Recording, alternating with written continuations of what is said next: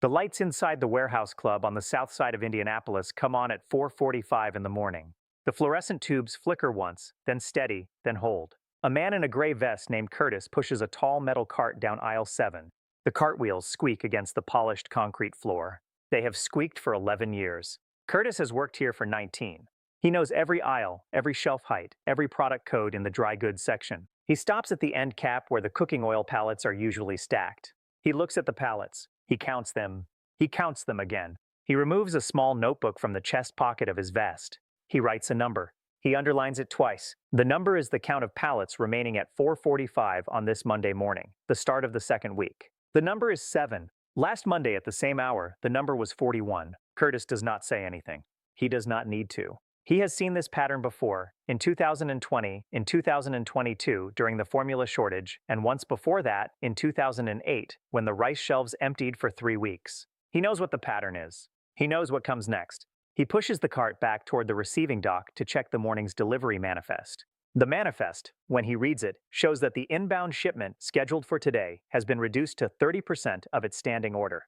The notation in the corner of the manifest reads, in small printed letters, allocation.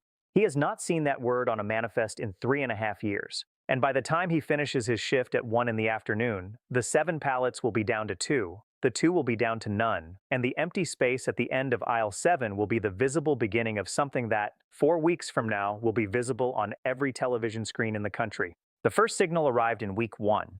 It was small. It was the kind of signal that does not generate headlines because the number, taken in isolation, looks like ordinary volatility. The wholesale price of edible oil rose by 11% over a 5-day window. 11% is not a panic figure. 11% is, in the language of commodity traders, a move. Moves happen. Moves get absorbed. The retail price, which lags wholesale by approximately 10 to 14 days, did not yet reflect the move. The shelves did not yet reflect the move. The consumer did not yet reflect the move. But the wholesale buyers, the regional distributors, the procurement officers at the major grocery chains, all of them saw the move on their screens at 4 in the afternoon on the Friday of week 1. By 6 in the evening, the chains had begun adjusting their order schedules. By 8, 3 of the largest chains had placed forward orders for the following month at 140% of their normal volumes. The chains were not panicking. The chains were hedging. Hedging is what professionals do when they see a number move and they do not yet know whether the move will reverse or continue. The wholesale number continued. By Tuesday of week 1, it was up another 7%. By Thursday, another 9. By Friday of week 1, the cumulative move was 28% over a 14-day window.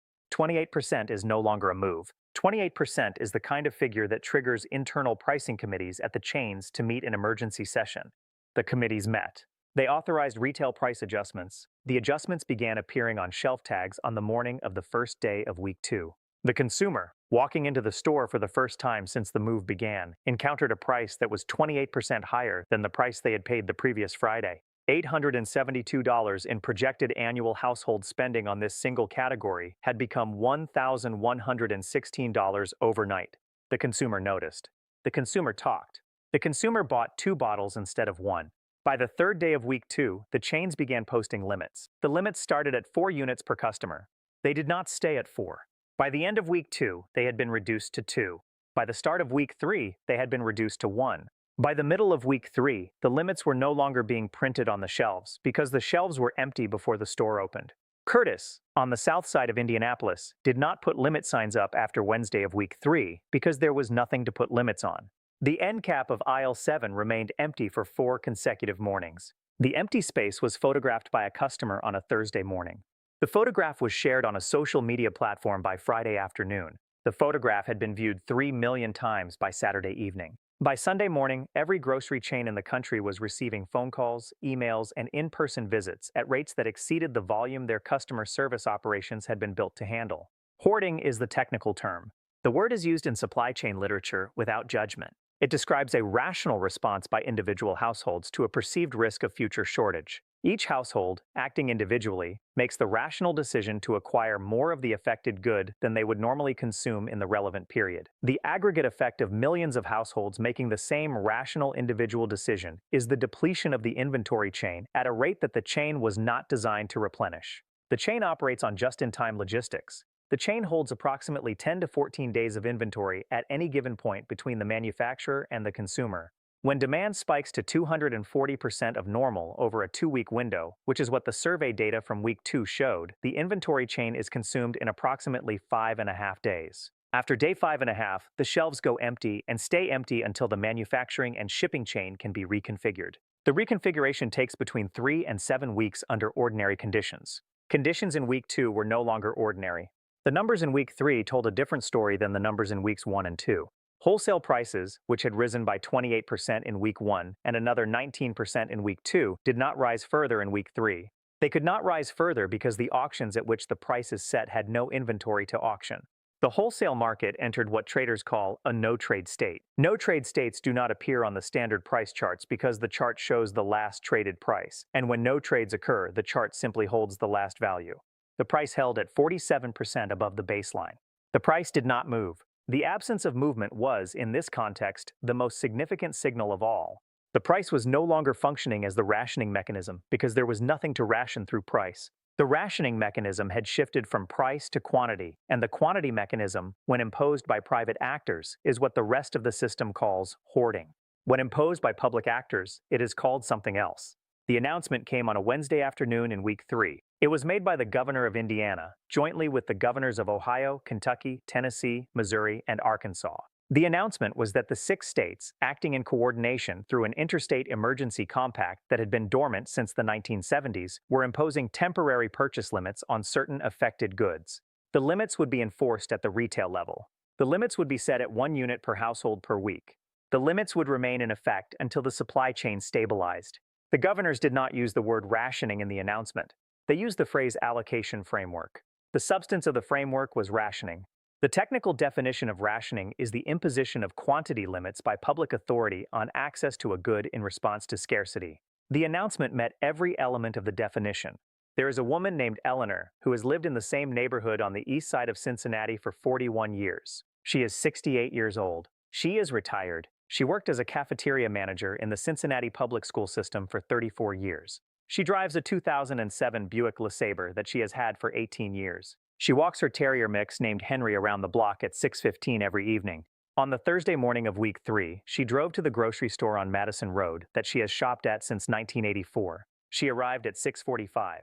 The store opened at 7. She was the 31st person in the line that had formed outside the entrance. She had never been the 31st person in any line at that store in 41 years. She waited. She walked in at 7:05. She went to the aisle. The shelf was empty. She walked to the customer service desk. She asked the manager when the next shipment would arrive. The manager, a young man named David, who had worked there for 6 years, told her he did not know. She asked when he expected to know. He told her he did not know. She walked back to her car. She sat in the driver's seat for a long moment without starting the engine. She said this to no one because no one else was in the car. I have stood in lines my whole life. I have stood in lines for the bank, for the doctor, for the polling place. I have never stood in a line for cooking oil. My mother told me she stood in lines for cooking oil. She told me about it when I was a child. She told me it was something that happened in another country, in another time. It is not another country. It is not another time. It is Madison Road on a Thursday morning. That is where it is. Eleanor's framing is the framing the data confirms. The Bureau of Labor Statistics released its preliminary report on the affected categories on the Friday of week 3. The report documented retail price increases of 43% on the affected lines, retail availability at 14% of normal stocking levels, and consumer search times, measured by the time between entering a store and exiting with the desired product, that had risen from an average of 3 minutes and 40 seconds at the start of week 1 to an average of 47 minutes by the end of week 3. 47 minutes is not the search time of a functioning retail market. 47 minutes is the search time of a market that has stopped functioning in the form the consumer has been accustomed to for the entirety of their adult life. The market had not collapsed. The market had reorganized itself on a timescale of 21 days from a market in which the consumer was the price taker and the goods were abundant into a market in which the consumer was the supplicant and the goods were allocated. Week 4 arrived. By Tuesday of week 4, 3 of the 6 ration states had reported incidents at retail locations that exceeded the capacity of store-level security to manage. The incidents were not yet riots in the technical sense. They were, in the language of the police reports filed that week, disturbances. The disturbances involved arguments, shoving, occasional property damage, and in 11 documented cases across the 6 states, the dispatch of local police to restore order. By Thursday of week 4, the disturbances had escalated in 19 documented locations to the threshold at which the police reports used the term civil disorder. Civil disorder is the bureaucratic term. The term the news coverage used was riot. The riots, as the coverage termed them, were not large by historical standards. They involved, in aggregate, perhaps 3,000 people across all 6 states. But they occurred at retail locations, on weekday afternoons, in middle-class suburban neighborhoods, and they were photographed extensively, and the photographs traveled. A former Federal Reserve governor who served from 2010 to 2017 reviewed the weekly data series at her office in Washington on the Friday afternoon of week 4. She is 71 years old. She has spent her career studying the interaction between monetary conditions, supply shocks, and consumer behavior. She read the 4 weeks of data. She set the report aside. She removed her reading glasses. She spoke to a colleague who had been waiting for her assessment. She said this: "What we have witnessed over 28 days is not an economic event. It is a feedback loop. The price moved. The consumer responded rationally to the price. The aggregate response exceeded the chain's capacity. The chain emptied. The emptiness was photographed. The photographs triggered a larger response. The larger response exceeded the chain's capacity again, at a higher level. The governors responded with quantity limits. The quantity limits, by their existence, confirmed the scarcity. The confirmation accelerated the behavior. None of this required a malicious actor. None of this required a conspiracy. This required only that the original price signal be allowed to propagate without intervention at the point at which intervention would have been cheap. Intervention at week 1 would have cost very little. Intervention at week 4 costs the credibility of the retail system in 6 states. The cost compounds with each week of delay. The governor's distinction is the distinction the 4 weeks of data confirm. The event was not, in the economic sense, a shortage. The total quantity of the affected goods in the national supply chain, measured at the manufacturer level, was within 2% of the prior year's level for the same period. The goods existed. The goods were not missing. The goods were trapped in transit, in warehouses, in regional distribution centers, and in the cabinets of households that had purchased more than they would consume in the relevant period. The shortage was not a supply shortage. The shortage was a distribution failure produced by a behavioral cascade that began with an 11% move on a Friday afternoon in week 1 and ended with 28 days of empty shelves and the dispatch of National Guard units to retail locations in 3 states. The signature of these 4 weeks is the sentence that frames the entire arc. Curtis wrote it in his small notebook in the receiving dock on the Friday afternoon of week 3, sitting on a stack of empty pallets, eating a sandwich his wife had made him. He wrote the sentence at the bottom of the page where he had been tracking the daily counts. The sentence is this: "The shelves did not empty. The shelves were emptied. The shelves were emptied. They were emptied by a sequence of rational individual decisions that, in aggregate, became an irrational collective outcome. They were emptied because the price signal that arrived in week 1 did not trigger the intervention that would have absorbed it. They were emptied because the chain that moves goods from manufacturer to consumer has been optimized over 30 years to operate at the lowest possible inventory levels, and the optimization assumed that no demand spike of greater than 140% would persist for more than 3 days. The spike persisted at 240% for 14 days. The chain emptied. The emptiness was visible. The visibility produced more emptiness. The cycle ran for 28 days. The cycle ended only when the governors imposed quantity limits, the National Guard arrived at 3 locations, and the manufacturer-level inventory began to flow at expedited rates into the affected states. The consequences extend outward in concentric rings. The first ring is the affected households, who paid an aggregate of $2,400,000,000 in incremental costs across the 4 weeks for goods they would have purchased at lower prices in a functioning market. The second ring is the retail workers, who absorbed the public anger of consumers across hundreds of thousands of individual encounters at customer service desks. The third ring is the small businesses that depended on the affected goods as inputs, who reduced operations or suspended production during the 4 weeks. The fourth ring is the state budgets, which incurred costs for the National Guard deployments and the administration of the allocation framework. The fifth ring is the trust the consumer holds in the continuity of the retail system, which has been quantifiably reduced by survey measures across the 6 affected states. The sixth ring is the precedent, which now exists, that 28 days is sufficient to move a functioning national retail market into a rationed condition. The seventh ring is the institutional one.